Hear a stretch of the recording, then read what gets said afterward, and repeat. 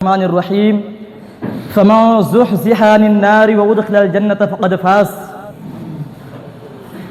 حکم کی حیثیت سے بیٹھے ہوئے استاد محترم، میرے دینی و میری عزیز ساتھیوں، آج کے اس سال رواں کی دوسری نشست انجمن میں موضوع خطابت ہے کامیاب کون؟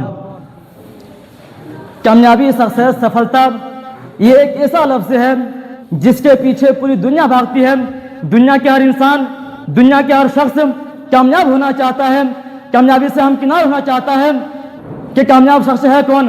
اگر ہم اور آپ دنیا کی معیار کو سامنے رکھتے ہیں اور دیکھتے ہیں تو کامیاب شخص وہی ہے جس کے پاس رہنے کے لیے عالیشان محل ہو، رہنے کے لیے بڑے بڑے گھر ہو، کھانے کے لیے ذائقہ دار کھانے ہو، پہننے کے لیے عمدہ لباس ہو، جس کے پاس بہت زیادہ مال و دولت ہو۔ دنیا کی نظر میں یہی شخص کامیاب ہے۔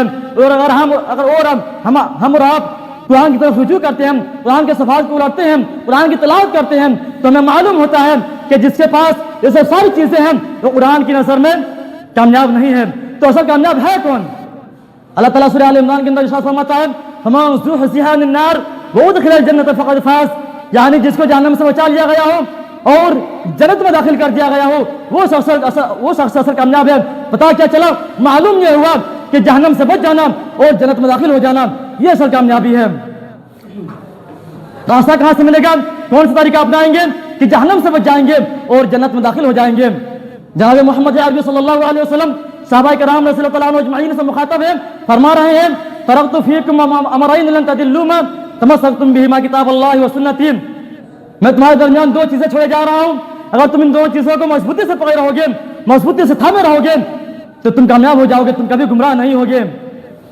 آج قرآن کریم سے ہم نے اپنا رشتہ ناطہ توڑ دیا ہے، آج قرآن کریم سے ہم نے اپنا دوری اختیار کر لی ہے، آج قرآن کریم کو ہم نے اپنے مدارس و مکاتب میں سامنے نصاب میں رکھنے چھوڑ دیا ہے، جبکہ اللہ تعالیٰ سورہ حشر کے اندر ارشاد فرماتا ہے لو انزلنا هذا القرآن على جبل لرأيته خاشعا متصدعا من خشية الله، اگر ہم اس قرآن کو کسی پہاڑ کے اوپر نازل کرتے ہیں تو آپ دیکھتے ہیں کہ اللہ تعالیٰ کی خوف کی وجہ سے، اللہ تعالیٰ کی دہشت کی وجہ سے پہاڑ ریزہ ریزہ ہو جاتا۔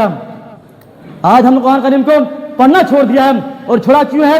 اس لیے کہ ہمیں اخروی کامیابی نہیں چاہیے، ہمیں اخروی کامیابی کی طرف نہیں بھاگنا ہے، بلکہ ہمیں دنیا کی کامیابی چاہیے۔ آج لوگوں نے اپنے اوپر دو چیزوں کا کامیابی سمجھ لیا ہے، ایک عہدائی منصب اور اپنے نام کے آگے بڑا پوسٹ لگ جائے، مسجد جہاں چاہی گئی ہو وہاں میرا نام ہو۔ اللہ کی قسم کھا کر کہتا ہوں یہ کامیابی سے کامیابی نہیں ہے۔ اصل کامیابی کیا ہے؟ یہ کامیابی سے کامیابی نہیں ہے۔ لوگ تمہیں پردھان کا آج دنیا کی زندگی میں تمہارے نام کے آگے پردھان لگ رہا ہے، خان لگ رہا ہے، صاحب لگ رہا ہے، یہ کامیابی سے کامیابی نہیں ہے۔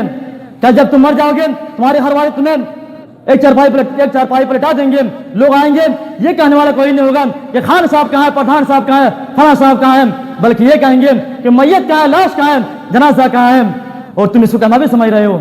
عزیز ساتھیوں، تو دوسری کامیابی جس کو تم سمجھ رہے ہو بہت سارا مال و دولت اور بڑی بڑی بلڈنگیں بنا لینا، یہ کامیابی، یہ بھی ایسا کامیابی نہیں ہے۔